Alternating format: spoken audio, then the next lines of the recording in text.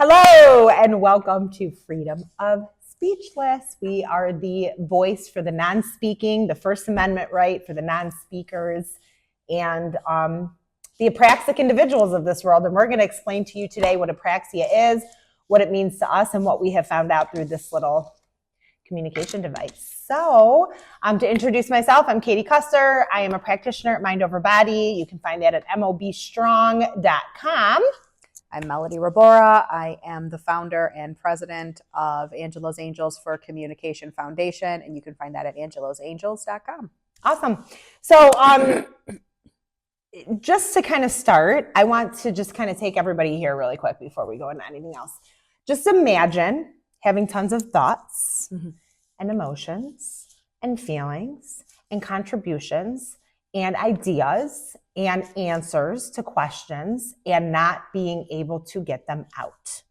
Being stuck and captive in your own body, in your own mind, and going to speak and something else comes out where somebody looks at you as though you're not even in there. That's what we're going to talk about today. So the word is apraxia, and it gets confused with diagnoses such as autism, Down syndrome, cerebral palsy, those things alike. So, give us a little bit of your experience with that word as a mom. First of all, explain to us, where you're coming from as a mom. Yeah. So Angelo was diagnosed with autism when he was just a couple weeks before he turned 3 years old. I knew way before that he had autism, but it was really difficult for me to get that diagnosis from a doctor almost 20 years ago. With that being said, apraxia was not a term that I didn't know about, but nobody ever attached that to Angelo. Nobody ever diagnosed him with that. And had they done that early on in life, and I really understood what apraxia was, that it wasn't a cognitive impairment. It was strictly just a motor impairment. And I think maybe that's what I might not have known in the earlier years of Angelo's diagnosis. I might have been able to approach things differently. Yeah. Okay. And that's kind of, I feel like we have kind of a new, like a paradigm shift, a new pathway to create here, not only neuro pathway for not only non-speakers, for actually everybody, because honestly, I think we need to reprogram our mindset and our thought process about what apraxia is. So I'm just going to read Apraxia of Speech, CAS, child apraxia of speech. It's a motor speech disorder where children have difficulty planning and coordinating the movements necessary for speech. So the key word there, movement. Have they ever tested your son on his movement when they're asking him to get to red and blue? No, never. Versus saying, oh, he just can't get to red because he's not smart enough. It's not a cognitive. Yeah, no, it was always presented to me like it was a cognitive issue. Yeah, it was never presented to me like there were motor issues that were, impeding that from happening. That was never how it was presented to me. Never. Yeah. Okay. So this is a problem. This is awareness number 1, right? Okay. Because I feel like we have to be the voice to let everybody know that we are testing our children that have apraxia. Right. And maybe you want to call it autism or non-speaking or minimal speaking or limited speech. We're Down syndrome, like I said, it's not a diagnosis that necessarily encompasses it. It is a brain to body disconnect. So when the motor cortex is affected, it is not the Broca's area and the Wernicke's area, which is all this, fun and medical terms. But if we're really looking at the brain, it's that motor cortex. It's the strip between, here's my idea, right? Yeah, and here, how can I output that? Yeah, 100%. Nowhere, it just gets stuck. Yeah. Can we even imagine? Doing that alone just kind of made my stomach. Well, there's a whole ton of diagnoses out there that we are very familiar with, but I don't really know if they speak to the impairment the deficits that these individuals are kind of coming up against. I think Right. when you're talking about Down syndrome, for lack of a better term, people are automatically thinking, oh, isn't that like mental retardation? No. Autism. Oh, isn't that Rain Man? No. And so the thing with autism is, and all these diagnoses, is that apraxia affects them all extremely differently. So some may have a little bit of language, some may not have any at all. Some may be able to drive a car, some can't even get their body to walk to the object that they want it to go to. So, just understanding that the real issue at hand isn't the autism, Down syndrome, cerebral palsy, it's the apraxia. That's what's causing the breakdown, and the brain being able to communicate properly to the body what needs to be done. So speech is infected, the way that you are initiating a task, seeing it through and completing it. Those are all, you need your motor cortex to be able to do that and access, those movements. So this very automatic for me. I mean, almost not even a thought process happens when I take a sip of my coffee. She's well myelinated. The truth be told is you guys will see me take a sip of my coffee, and it will be so myelinated that you will see it happen. It will be automatic to not even notice I'm doing it. That's it. With as much as I do it. We're right? priming you right now. Totally. So, but the truth be told is they have to break down every single sequence to think, okay, go grab my coffee, turn my head this to the left, turn it. Okay, reach for it. Open up that elbow, move those fingers. Some are that complex of a breakdown. Profile. Yeah. So it's such an important awareness point of number 2 is how are we coaching and how are we educating these individuals? Yeah. Again, we are not going to bring a vision impaired or a hearing impaired individual a vision test or a hearing test. We're going to test them accordingly with the accommodations needed. Right. And so we'll get into that in some other future podcasts and vlogs and stuff like that, and interviews and things of such nature to really open up that can of worms. We're not going to do that quite today. No. But what I do want to mention is just something like President Trump actually just mentioned the number of individuals that are ratioed of what we're seeing with autism. And so I have these numbers because I just thought that this was something that we should kind of throw out there. Autism was 1 in 150 as of 2000.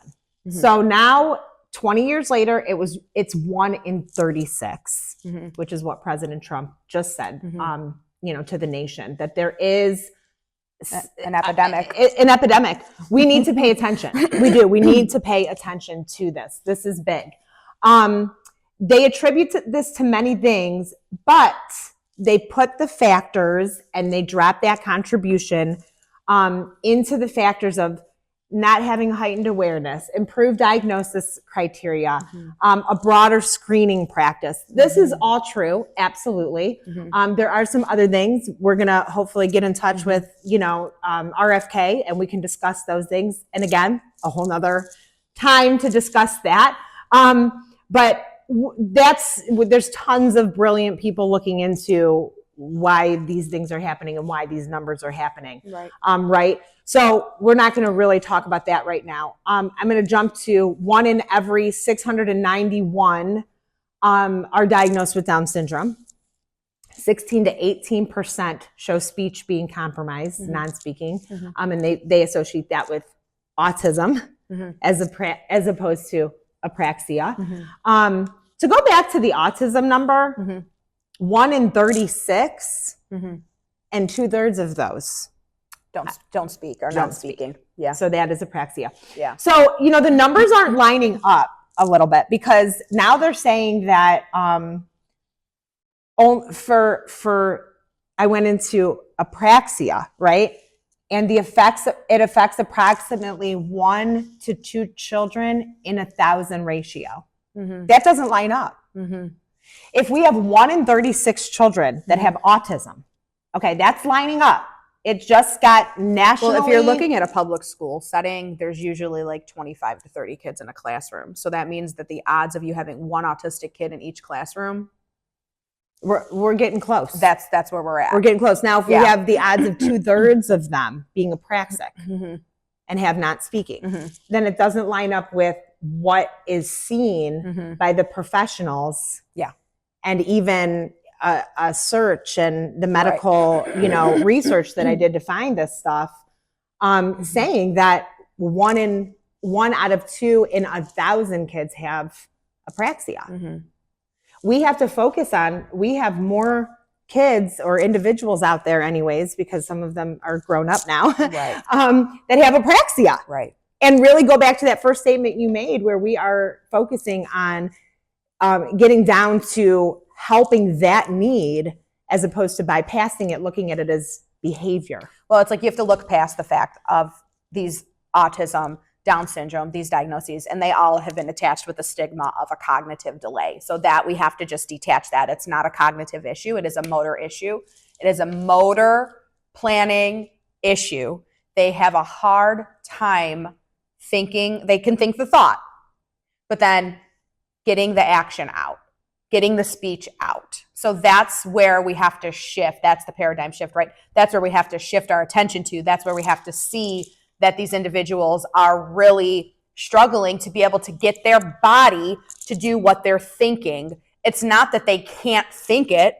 So, it's just that shift is it's just a hard thing to shake, is shaking society or parents who were taught for 2 decades or 3 decades that your child has a cognitive impairment. So to shift away from that is really the first like building block to being able to understand your loved one who can't speak, who can't tie their shoes, who can't brush their teeth right now. Yeah.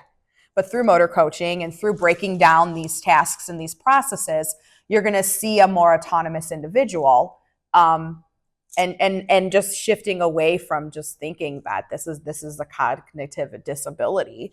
And many professionals that are working with the special needs community or individuals with disabilities are going to thrust that upon you as a parent or a caregiver or a guardian that, this individual might have, some cognitive delays, and that's really not the truth. It's a motor delay. It's a motor issue. So we always need to presume competence.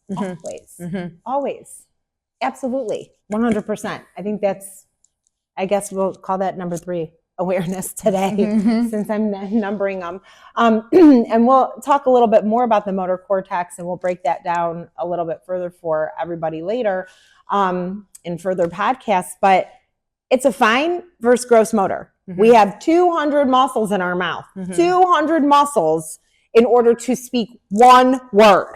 One word. I mean, so now if we can try to bring a word out on a letterboard and use a large gross motor, we're transferring into 30 muscles needed. Yeah. So already we're able to break it down to an easier coaching sequence and allow these individuals to tell us what they need. That's how we are telling you today what we know, is through individuals that have told us on the letterboard how they feel, how to be coached, what they need, what prompts they need when they need them relieved in order for them to become that independent typer. And write letters to another shout out to Vice President J.D. Vance. We have a letter written to you from Angelo, from her son, that we'd love to get in your hands, because he's been to Congress. Yes. He has really advocated for the non-speaking individuals already. So we're getting somewhere with allowing awareness to be heard.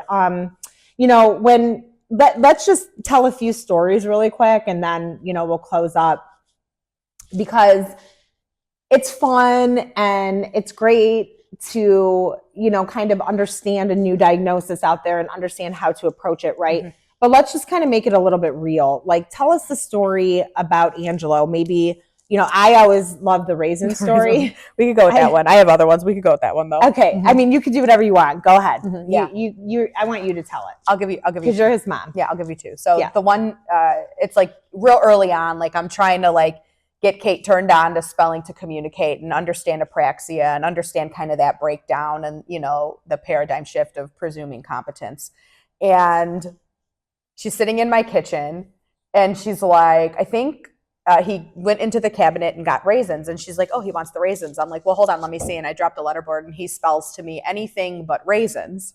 And she was like, oh, and I think like that kind of really, the reason why she keeps telling that story is because like it hit her in that moment. Like, Yeah. I think it hit you too. I hate to tell you, but I don't think at that moment you knew either. That he kept going to that for that every day. Yeah. You know? Yeah, all the time. Yeah. So, you know, that is a loop, and we could get into what loops are at another day and time. And she was like, okay, all right, well, what do you want? I don't even remember what he wanted. It doesn't really, I guess, matter at this point, but he's like, you know, I want blah, blah, blah, blah, blah, but just anything but raisins. So here is the perfect description of the brain to body disconnect. His body is used to doing something a certain way, so he's automatically going in, grabbing the raisins, eating the raisins. But in his brain, in his thinking brain, he's thinking, oh my gosh, anything but raisins. I can't believe I'm sitting here eating raisins. And we can get into that deeper on other podcasts and whatnot.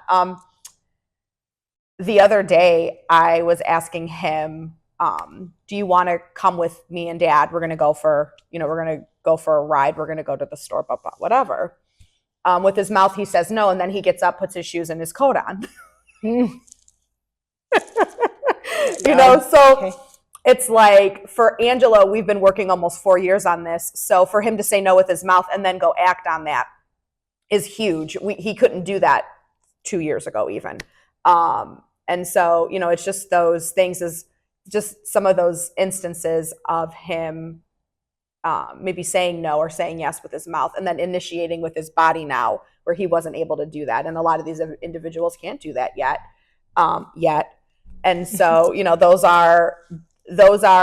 impactful, I guess, to a parent, I think. And it's to somebody like myself, to hear those like stories to kind of relate to or understand. You know, I have parents who are like, oh, my child does not like going to the circus. Well, how do you know your child doesn't like? Did they communicate that to you? Right. Well, no. Their body just tell you that they don't want to go. Right. But their brain is like, I do. Right. But they went to the circus one time when they were 4 years old and fell apart because they were probably having a total sensory meltdown. And there's ways to prepare your child for those things, and we can get into that later too. Yeah. We have a lot to get into. Yeah. So you don't know. You just don't know what you don't know. Right. That's good. I love it. And we'll end on that. You know, communication is a human right. It's not a privilege. Yeah. We need to help to bring speech and to every voice, really. Yeah. And so that's what we're here. Freedom for the speechless. Subscribe, like, share us, because we are the voice for the non-speaker. Mm-hmm. So we need you guys to help us be that voice, mm-hmm. and help them get out there and be understood. So spreading awareness and educating. That's it. Mm-hmm. All right. See ya.